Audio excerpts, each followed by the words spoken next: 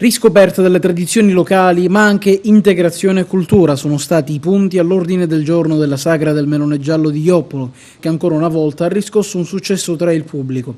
Stand con degustazioni di piatti tipici a base di melone e musica live. Giunta alla sua 17ª edizione, l'iniziativa quest'anno si è arricchita con delle novità.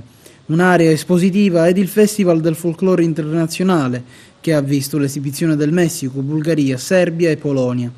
E durante la sagra si è svolta anche la terza edizione del concorso letterario I Gufi e il Melone, che ha visto in prima linea alcuni scrittori che hanno concorso a scrivere sul tema dei gufi e del melone, argomento chiave della serata, e sul tema dell'accoglienza dei popoli migranti. Ancora una volta la Sagra del Melone Giallo per la sua 17ª edizione ha avuto un grandissimo successo. Una partecipazione fuori dal comune. Effettivamente stasera abbiamo avuto una presenza di tantissima gente proveniente da tutti i paesi limitrofi ad assistere a quella che è la nostra sagra del nostro prodotto, il melone giallo.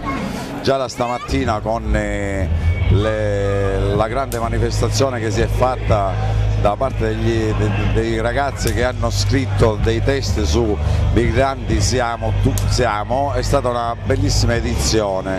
Ora stasera con la degustazione di tutti i prodotti nostri fatti con il melone giallo, la partecipazione dei gruppi internazionali, i 4 gruppi internazionali, Polonia, Serbia, Bulgaria e Messico, ha dato un grande impulso a questa serata.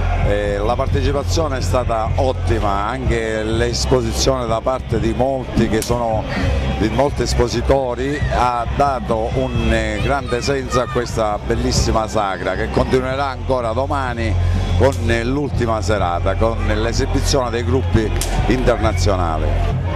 Volevo ringraziare tutti questi giovani che da 2 giorni ci stanno aiutando e ci stanno dando forza a questa sagra, per la riuscita di questa sagra. Io un ringraziamento lo voglio fare non solo ai ragazzi del servizio civico e del servizio civile, ma a tutti i ragazzi, a tutte le ragazze e a tutte le mamme che ci stanno aiutando questa sera. Sono tutte bellissime, un applauso!